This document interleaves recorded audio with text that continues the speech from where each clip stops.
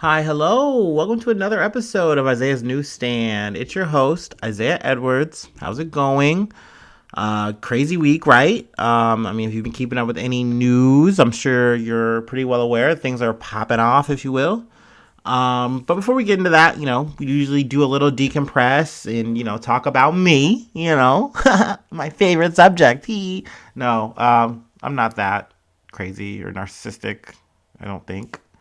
But yeah, no, about me.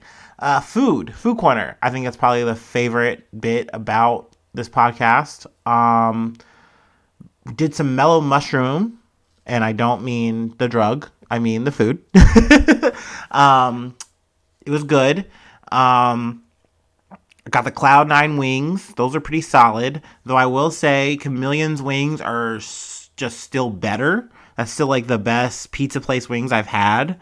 Also got some pizza, and I feel like I always get like basic pizza, so like mellow mushroom doesn't really shine on the pizza front for me. Like I'm more of a side guy because I got those pretzels. They were the pretzel pizza crust. They were in rotation. Okay, yes.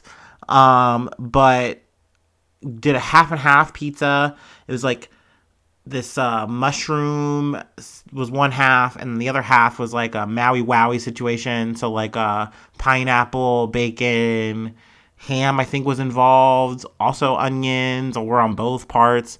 It was crazy. It was nice. I liked it. And also did some Chipotle, if you will. But that's kind of like standard operation procedure. But it's good to me. I like it.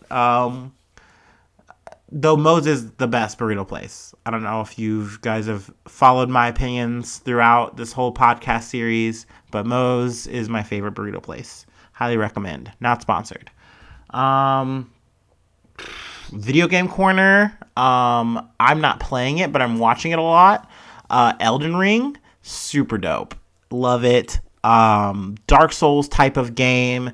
So if you don't know what I mean by that, essentially it's like, hey, you want to go into this game knowing you're going to suffer. You're going to lose. You're going to die a lot. And then you're going to beat bosses and feel good about it. So I don't like going through that mental hell, but I do like watching people go through it sometimes. So it's been fun. That dropped. Other than that, though, I think we can just get into it.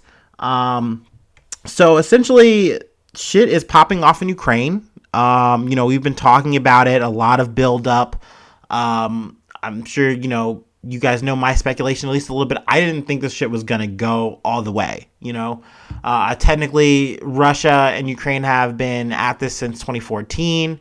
But, the whole thing with the border or the troop build up at the border with all the tanks and everything, I was like, okay, Putin's not that crazy. He's not gonna go all the way with this. He's doing this to get what he wants, and then once he gets what he wants or something close to it, he'll be cool.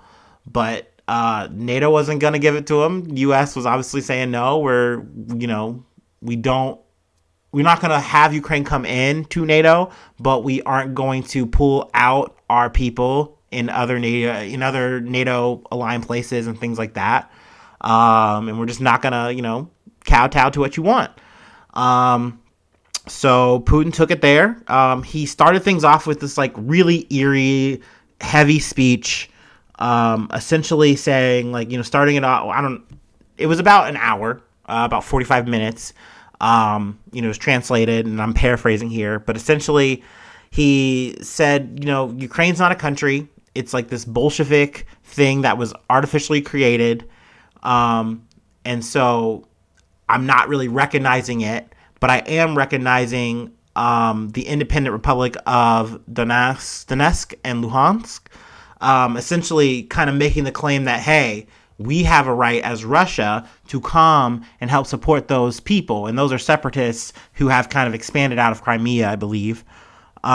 Essentially, kind of casting the die saying, yeah, it's on. We are going to invade you. He also added that, if you aren't this Bolshevik created thing, then you're definitely a puppet to the West.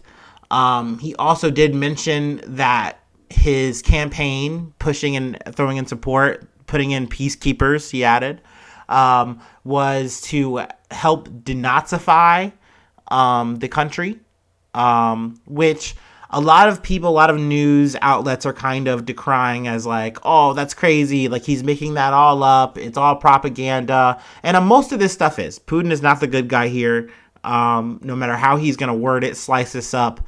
But I will say, from what I have seen and what I have, like, researched on my own, there is a bit of Nazi presence in Ukraine, but it's to the extent that it would be in America, in Germany, in any state place. Like, it's fucked up and it's gross. Seeing the Azov battalion with their weird little Nazi-like adjacent things, the whole shit, it's gross. That's definitely not cool. But at the same time, it doesn't give Putin, the reason and excuse to be like, hey, you guys are genociding my people, quote unquote. We're going to come and get rid of all Nazis, and we're going to stop all these terrorists, and, we're going to make everything good in Ukraine. Essentially, though, this has obviously gone down really poorly. Also, I would say a good reference in terms of Putin's speech, the BBC does have a good article on it. I think most of this episode is going to be a little bit of me just kind of referencing articles and then kind of going off of my own kind of gatherings. But Reuters is also a good one. That's kind of my main that I would say I'd use for my reference on this episode. But so he launched actual troops into the area now. We've kind of escalated things. Well, I wouldn't say there's no kinda about it. There's airstrikes. Cyber attacks has also been a thing. They've been attacking, banking websites, government websites, parliament with DDoS attacks. Also, they've been like jamming like air stuff. They've been like trying to take over. I think they did take over Chernobyl. So, I mean, it's definitely been a big push. Luckily, or, I don't know if it's luck, whatever you want to call it, but like President Zelensky is still in Ukraine. He hasn't left. He hasn't fled. In my opinion, I think he is doing the best he can. He has definitely tried to talk to all of Europe, including Putin. Putin more or less left him on red. Other countries have, hearing him out, but they're not throwing support. And, this whole time, he was kind of a big catalyst because he realized, like, hey, if I'm going to work with Russia, it literally turns Ukraine into a puppet nation, and I don't want to do that. So let me work with the West and, hopefully get into NATO. And, they're saying, hey, oh, yeah, that'd be great. That'd be dope if you join NATO. That'd be cool. That'll happen one day. And then they proceed to just not let it happen because they kind of knew, I think, that it could lead to this, that even the mention of Ukraine joining NATO was the push that was too far. And, so they've been kind of sitting on their heels. Though something that, the U.S. and other countries have been doing is issuing sanctions. Oh, excuse me. I'm trying to burp, but it's not coming. But the U.S. has issued sanctions not just against like general things. They're very specific because the idea of a sanction is to hurt a warring country or hurt a country that's doing something that you feel is is unjust, is unright, and you're financially crippling them so that they stop, that they come back to the table and they try diplomacy. Essentially, America is trying to do something very specific because they don't want to specifically hurt the people, but hurt the people at the top and the Russian oligarch, because essentially Russia is kind of a dictatorship that Putin is obviously the dictator of, more or less. He's, President Putin, but, he's been in this shit for like 22 years. He's been running shit. And essentially it's him that they really want to have take the hit, as well as the oligarchs, the rich. But it's very complicated. Some of these oligarchs, these people who have a ton of money and who are a part of government, the Kremlin, have like dual citizenship. Well, maybe not so much in the Kremlin, but at least people who are close enough that they can help with the money and all that kind of shit. So, I mean, it is a very like technical balance that you're trying to strike up where you hurt these people financially, that you freeze their assets, you don't let them have access more or less to the US dollar, which is a big deal. Obviously a lot of money, all money pretty much runs through the U.S. And, so essentially it becomes this conversation of, okay, we're going to put these sanctions on them. It's going to hurt them. They're going to come back to the table. But there's kind of a caveat here, where this isn't a lark. This isn't an impulse decision. This isn't something that they are doing haphazardly. On paper, it kind of seems like a spirited passion of Putin to bring back the USSR and bring it back to its full glory. But these are all moves that I feel Putin is doing to more or less say, hey, I'm sick of the U.S. coming around. I'm sick of NATO coming around, trying to tell us what to do, what we can't do. I do not want to be tied to any of it. I want to have as much autonomy and control as I can. And I think what he wants to do, and that's why the dream of the whole rebuilding a bit or as much as he can of the USSR to get stronger, to build it up so that you can't be bullied by any other superpower, that they have to recognize you as the same.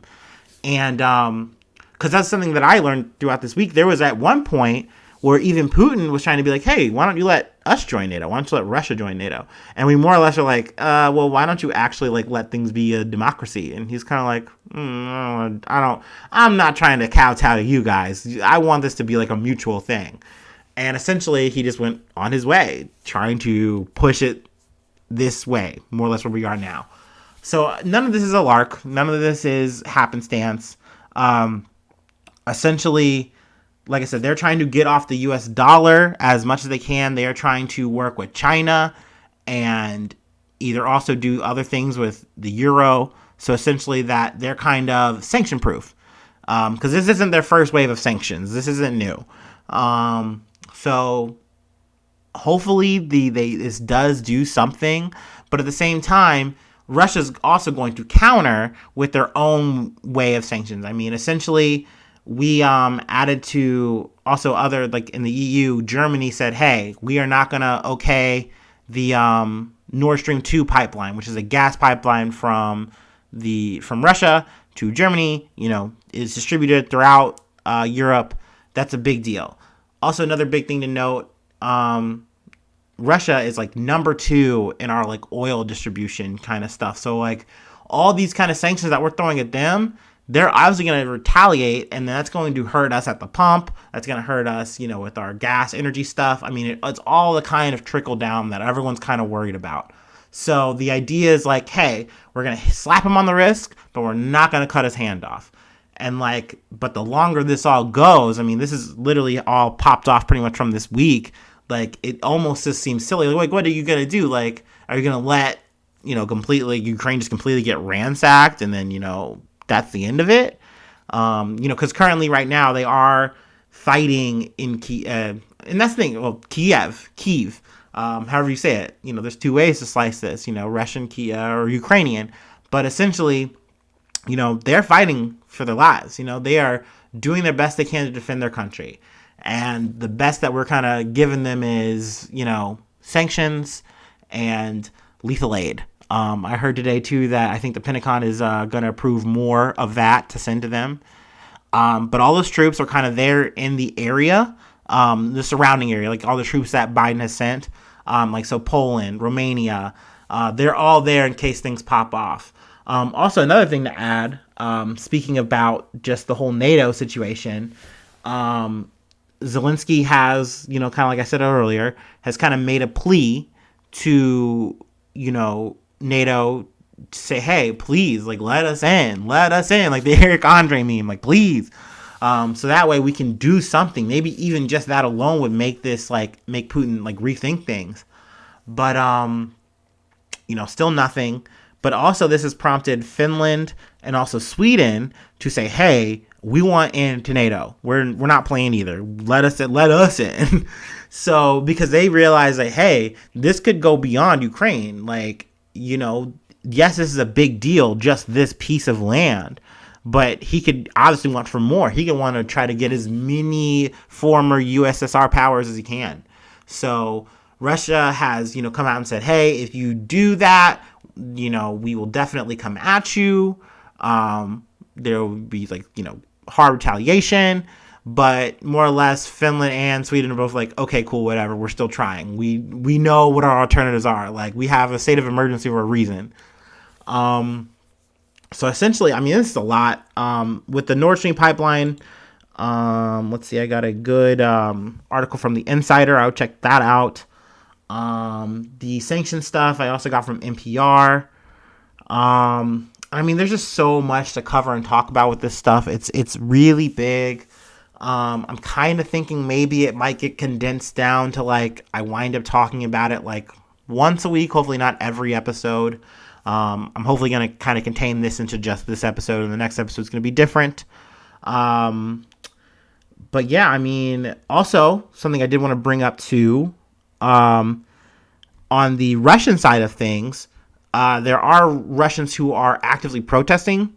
There has been currently 1,800 arrests. So, I mean, that's big. And the thing is, it's like, well, you know, it's good that people are protesting. You know, that's something that, you know, you should be doing, yada, yada, yada. But I mean, it's different in Russia than it is, like, let's say, protesting in America. It's already shitty as fuck protesting in America. We've kind of covered that a little bit. Obviously, we've talked about protesting in Canada, which I am going to kind of put a little bit of a bow on by the end of this episode, actually. It's not just going to be Ukraine. But in Russia, it's very one-sided conversation. It is state-run radio. It is state-run media, or at least state-run media. So in other words, like, anything that you see news-wise that's, like, quote-unquote real is coming out of the government. It's coming out of the Kremlin. And, you know, obviously there's propaganda on all sides. That's definitely something I also want to kind of talk about. It's hard to, like, find all the right, quote-unquote, right information when there's so much and it's so readily available. Like, you know, you can see airstrikes, you can see explosions, you can see all of this live stuff right now. You can go on your TikTok right now and see shit. It's crazy. But in Russia, it's very one note. It's very out of the state-run media, and people who are obviously seeing more of a full picture that is outside of the Kremlin are like, no, this is fucked up. We are not running a humane situation here. We're bombing, like, civilians. We are hurting people. We don't need to do this. This isn't necessary. And they came out to protest, and they actively then got arrested. Like, there wasn't any conversation. There wasn't any talk. So, I mean, it's a brave and honorable thing that they are doing as well. It's a brave and honorable thing. Obviously, you know, I want to definitely give flowers out to all the Ukrainians out there fighting for their lives. And even the people who are trying to get out of the country. Like, that shit is crazy. It's so hard to have any kind of perspective on this when you haven't lived it. I haven't. So, like, I'm just kind of watching. I'm kind of looking. And, you know, I know for me, I'm at least religious. So, you know, I do send out my thoughts and prayers to those people. But all we can do is kind of send our support and hope that things do go well. Kiev is still, you know, controlled by Ukraine. You know, Ukraine is still Ukraine right now, and that's great. In terms of, like, how things are going, they are defending it. I believe they have a draft policy of 18 to 60 all men. So essentially now, like, if you're in the country, you have an AK-47 and a pistol, and you're here and you're fighting against the Russians who are here. And that's the standing order right now. So, I mean, shit's crazy. You know, like I said, I'll definitely do my best to keep you guys updated. And like I said, I wanted to put a bow on things. Also, let me hit that break real quick. You know, I wish I had some, like, cool little neat music or something like this, but, you know, I kind of like the silence I put on you guys, you know. Like, what's he doing over there? What's that lighter flick about, you know?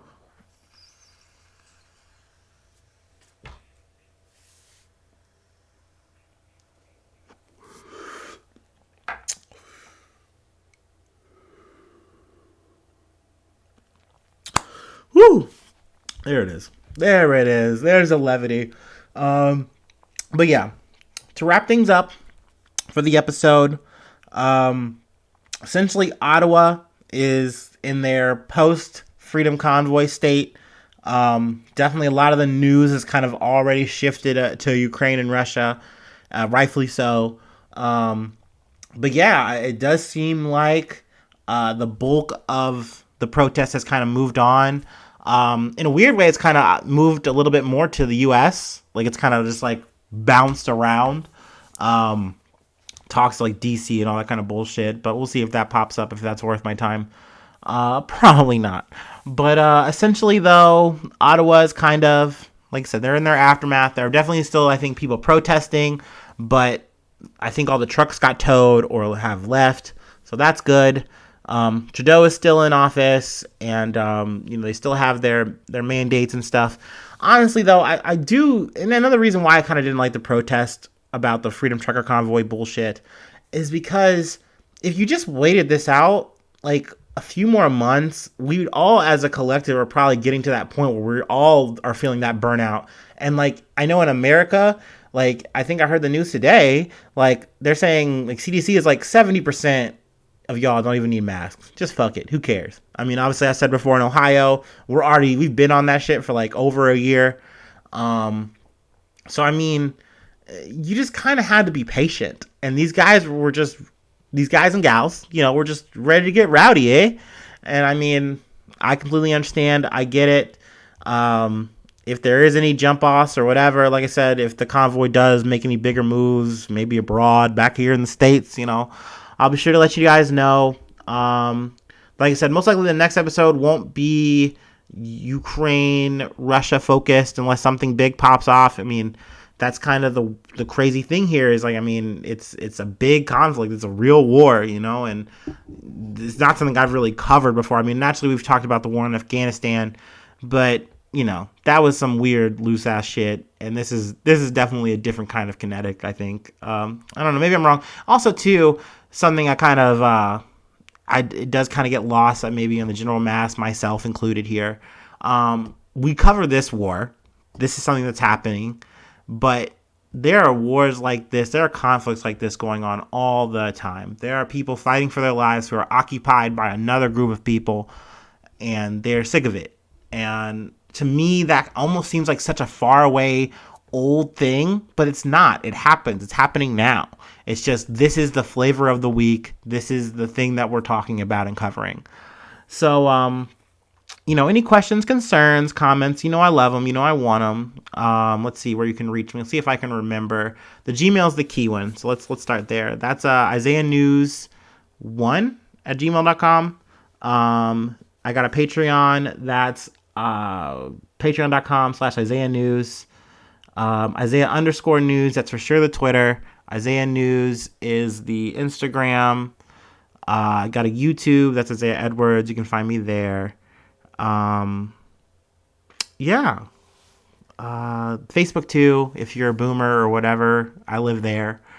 So yeah, I will see you guys around, hopefully for the next episode, and I'll see you hopefully for some more good news. I love you guys. Stay safe. Bye. Mwah.